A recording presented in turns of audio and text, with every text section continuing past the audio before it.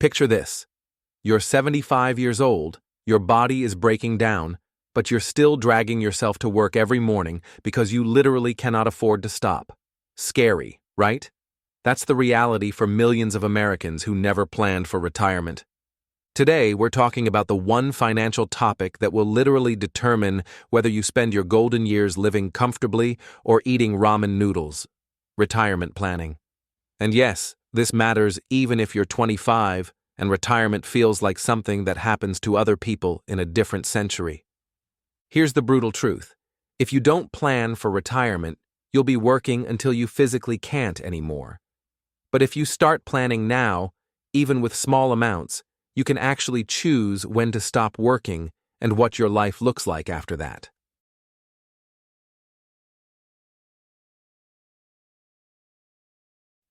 This is it, our last episode of 5-Minute Finance. Over the past few weeks, you've learned how to save automatically, budget without stress, and invest like a grown-up. Today, we're putting it all together so future you can actually afford to stop working someday instead of being forced to work forever. So let's flip that nightmare scenario.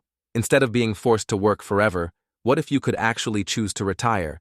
What if at 65 you could wake up and decide, am I traveling today, starting that pottery business, spoiling my grandkids, playing video games all day, or whatever else makes you happy? Here's the reality check though. None of that freedom happens without money. And Social Security? If it's still around, it'll cover maybe 40% of what you need. The other 60%? That's completely on you. But here's the good news. If you start planning now, even with small amounts, you can totally avoid that nightmare and make retirement freedom happen. First, let's get real about the numbers. How much do you actually need? There's this rule that says you need about 25 times your annual expenses saved up. So if you need $50,000 a year to live comfortably, you need about $1.25 million. I know that sounds like a lot, but remember what we learned about compound interest? If you start investing $300 a month at 25, you'll hit that number by 65. It's honestly not that crazy when you break it down. Here's where the magic happens, the 401k.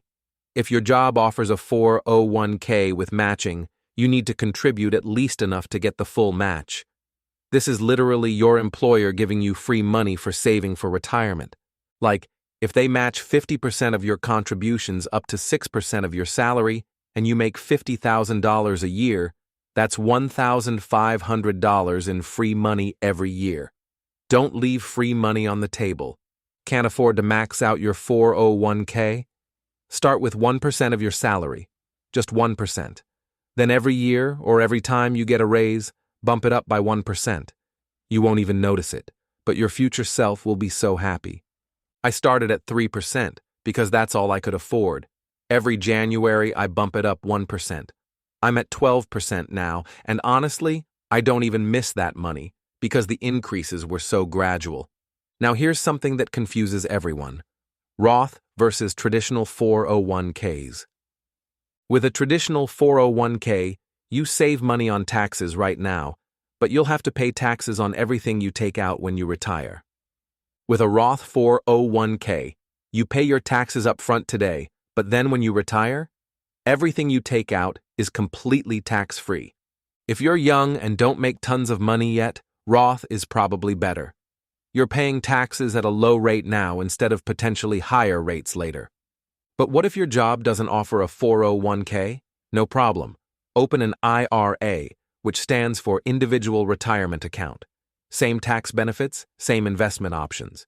You can put in up to $7,000 a year as of 2024 and more if you're over 50. It's like having your own personal 401k minus the employer match. So here's your rough saving timeline. 20s to 30s, build the habit, even small amounts. 30 to 40, increase contributions as your income grows. 40s to 50s, peak earning years, really ramp it up. 50s to 60s, start thinking about how you'll actually use this money. Now, when you actually retire, there's this thing called the 4% rule. Once you retire, you can safely withdraw about 4% of your total savings each year without running out of money. So if you have $1 million saved, that's $40,000 a year you can live on. It's based on historical market returns and basically ensures your money lasts as long as you do.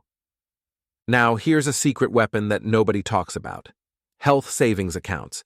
If your employer offers an HSA, max it out if you can. It's like a retirement account specifically for healthcare costs, and healthcare gets expensive when you're older. It has a triple tax advantage. You get a deduction when you put money in, it grows tax-free, and withdrawals for medical expenses are tax-free. It's honestly the best retirement account that exists. But I can barely afford my bills now. Look, I get it. Start with literally whatever you can. $25 a month is infinitely better than $0 a month. The habit matters more than the amount right now. What if I want to retire early? Then you need to save more and probably spend less. Some people save 50% or more of their income to retire in their 40s. It's possible, but it's not for everyone. The most important thing is just to start, even small. Your final homework: sign up for your 401k. At minimum, contribute enough to get the full company match. Calculate your retirement number. There are calculators online that'll tell you how much you need to save monthly. Automate everything. Set up automatic contributions so it happens without you thinking about it. Set annual reminders. Every year, increase your contribution by 1%. Put it in your calendar. And that's a wrap on the 5-Minute Finance series. We just covered retirement planning in this final episode, but when you combine it with everything from the previous 4 episodes, you literally have a complete financial roadmap. Managing your money leads to automatic saving, which makes budgeting easier, which gives you money to invest consistently, which builds the foundation for retirement planning. It's all connected, and each step makes the next one smoother. You now know more about personal finance than 90% of people. You've got the tools, now go use them.